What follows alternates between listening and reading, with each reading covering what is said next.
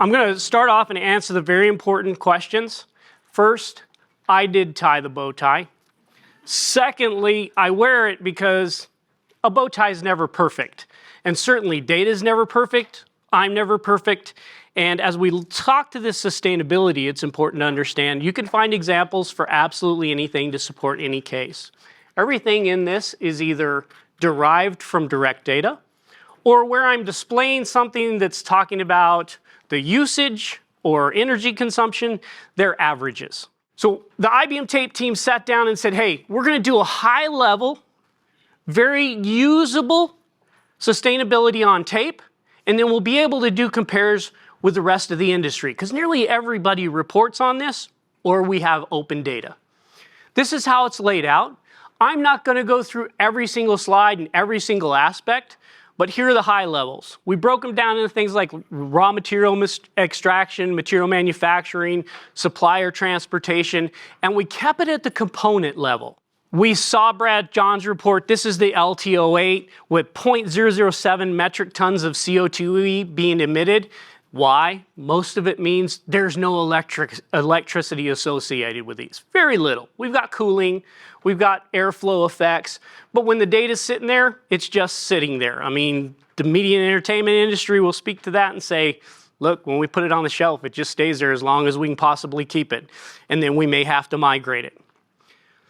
So very low impact, even 1,000 cartridges, you're at 7 metric tons for 30 years. 7 metric tons for 30 years. Let's start off with LTO full high. Everybody knows LTO full high. It's easy to reference. 1.4 metric tons of CO2e. By the way, none of this data includes offsets for recycling.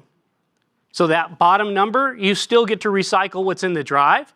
And there's very little e-waste outside of the card. The steel, the aluminum, all of those pieces can be recycled.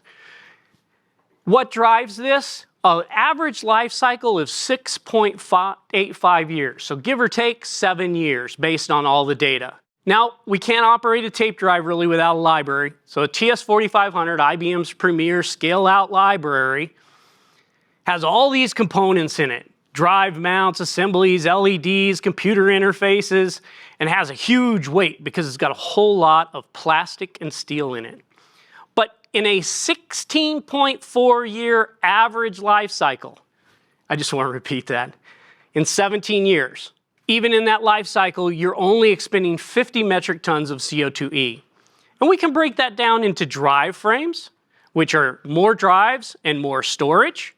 Could call it a storage and performance pod. It's only 14.4 metric tons. It doesn't have a accessor or a robot in it. It doesn't have the brains, the computer interfaces that are required. It simply is a power supply and a whole bunch of slots for drives and cartridges. 14.4. And an S frame, even lower. But it's not much lower, even though it doesn't use any energy consumption. And the reason for that is, man, that thing's got 1,300 plastic cells in it. And plastic is highly caustic in its production. And when we compare this, how do we compare? Well, we've got to bring forward some comparable amount. We're going to start with 28 petabytes. Okay? Real easy number for me to do. And we're going to use the Bryce Canyon. All right, my OCP people know all about that. If you're deploying an OCP in your environment, it's a good measurement because I can go out and get all the specs. I know exactly what's in this box and how it's going to be deployed with 18 terabyte drives. If I keep 28 petabytes of data for 10 years at 11 nines of data durability using erasure coding, it's going to cost the environment 1,954 metric tons of CO2e just to keep that data around. And if these are archives, wow. How impacting is that when you compare it to IBM's latest delivery in tape automation at 78.1. 78.1 metric tons. Easy compare. What does that mean? If you moved 28 petabytes of data off of HDD and onto tape, you would be able to power 10 households for a year every single year you kept that 28 petabytes of data. Every single year you kept that data. So that's a lot of energy. How much?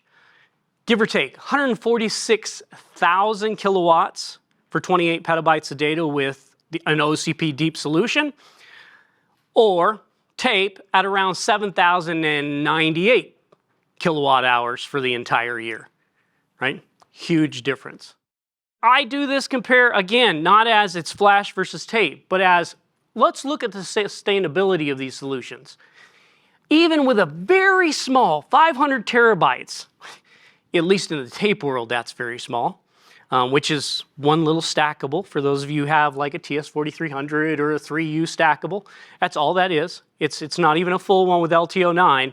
Keep that data for 10 years, anticipate that you're going to roll it at 5.2 years, 46.7 metric tons of CO2e versus 14.8 CO metric tons. So again, even at the lowest amounts, your contribution and the offsets that you may have to do let you lead with something that's very low. If you're measuring PUE, what does this do to the PUE? You instantly go, well, I have this example of 146,000 versus 7,000.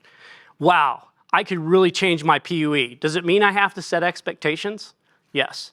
Does it mean that data now lives somewhere where it's more archived? Absolutely.